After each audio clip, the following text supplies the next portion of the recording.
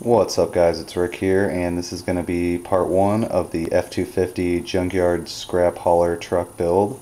Not really sure what it's going to end up being like or really what the name of the truck itself is, but it's basically going to be a worn out F-250 that someone's been driving for years and years and years, and it's going to have a trailer, and it's basically just going to be for hauling scrap, junk, old cars. Here's my progress on the F-250 build so far. You can see I haven't gotten real far, but there isn't really a lot that I need to do to the kit to get it ready for paint and everything. There's just a few things I need to trim up. I do need to do a lot of work on the trailer because basically it's just what you see there. I'm going to swap out the wheels, probably do a new axle and suspension on it because the stuff that came with it, honestly I have no idea where it is, but the leaf springs and everything were just, they weren't very nice at all. They weren't detailed and just not a big fan of them. So the only real modifications I'm doing to this truck, besides making the flatbed, or somebody had mentioned, I believe it was Spec Thompson, possibly somebody else, about doing like a fifth wheel style build, which would probably be pretty cool. We'll see how it goes, see what I'm in the mood for. Here are the stock wheels and tires that come in the kit, and I'm not a big fan of them. Number one, they're not accurate for the kit. They should be 8 lug wheels, and they're 5 lug. Even though the ones I'm replacing them with are inaccurate as well, but they look a whole lot cooler. And these tires are terrible. I mean, there's work you need to do on them. The tread is really not that pronounced at all. And they're no-name tires. So yeah, we're not going to be going with those. Hopefully not. I shouldn't have a problem bolting these on. Which are going to be my new wheels. Whoa. Got some engine parts there, but here are the wheels. I think they're really cool looking. Like I said, they're still 5-spoke. I mean, if I really wanted to, I could create some kind of cover over that, but honestly, they're so small you're not even going to see that. I'm hoping that you're going to be looking at other parts of the truck. And you're probably wondering, why are you going to put these fancy chrome wheels on this old truck?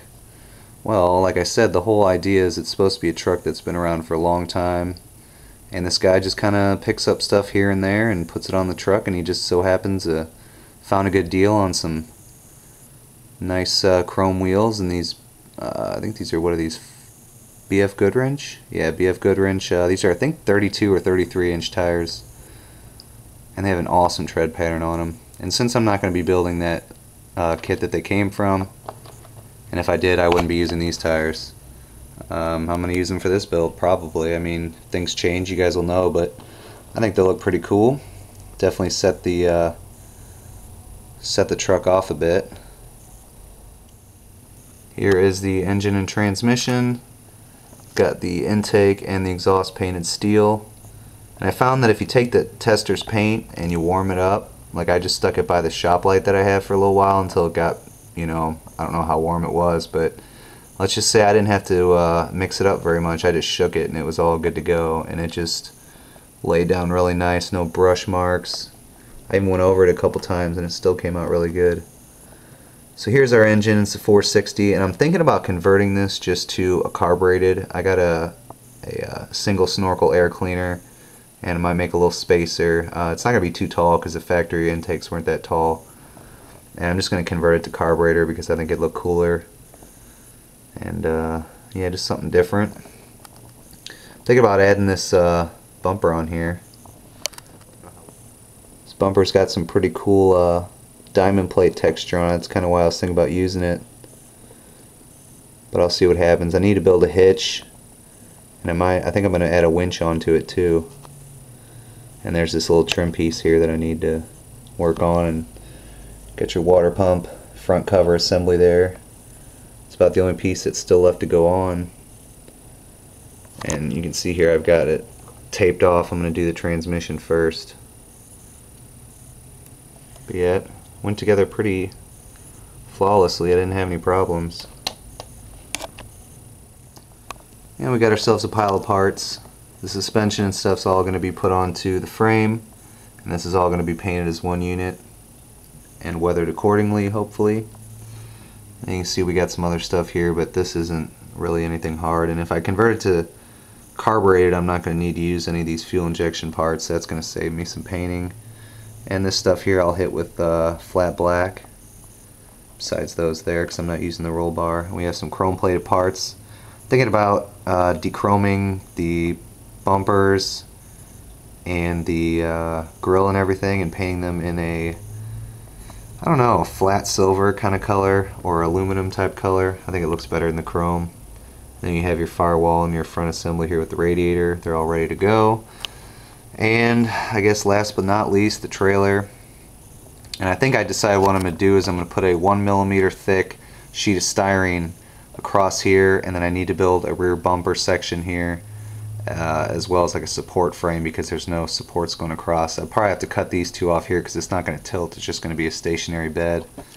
And I'm thinking about taking some balsa wood or basswood or even these popsicle sticks I got, if I can get enough of them that are perfectly straight, and weather them up. I found this really cool thing. It's like a weathering pen, and I should have bought one. They're like $4 though, and I was going to get a couple of them and kind of do a review, kind of test thing, and pick up a few different types of wood and test them to show you guys. So if you want to see that, you know, I'll try to do that here in the next week or so, because I think it'd be kind of cool. And I was going to weather them up, you know, like that, and have them look kind of new, or I was going to possibly do something else to make them look older. And I was just going to have them laying across and do it like a wood bed, and I'm possibly going to do a little area right here with a generator or something like that, you know, like most people would do. And you got your hitch all ready to go. I don't really want to change it. It's not really a proper style of hitch, which you would see on this truck, but it's good enough. And like I said, I need to do the axle, and I mean, it's a decent, I don't like the center section because it's got all the sink marks, but this section's actually not too bad. And I'm not sure what I'm going to paint it. More than likely satin black and aluminum. But I mean, it's kind of rough still. I need to trim up these here because the tires, I think wheels and tires are going to be slightly larger. These are kind of weak. And I mean, they're 15-inch wheels and tires, so they're not small or anything. I just don't think they really fit it. I want this to kind of have a more... Actually, you know what I might do? I might dechrome these, paint them white, or even just leave them as is, depending on if I can get all the stuff off. And I'll just use these. I mean, they're... Can't really do this with one hand, but... Well, they're quite a bit larger. I guess I could just cut the whole fender out if I wanted to. But, I mean, they don't really... I can't even do this on camera. I probably look retarded right now. Here we go. Let's do this. Oh, yeah, there we go. Yeah, they're not even going to fit in. Oh, they almost fit in there. I think if I trimmed it up a little bit, I might be able to get them in. I don't know. That kind of looks stupid. Let me know what you guys think. I got all kinds of other wheels and tires, but they're all four set for a whole car, so I don't really want to take two and then I don't have something else. But oh yeah, I forgot to show you guys the one part I actually did the most painting on. So I almost forgot to show you guys the whole reason I made this video. So like I was talking earlier about the Bright Touch, I believe it's called Bright Touch. You guys will know what I'm talking about. I know somebody's used this stuff.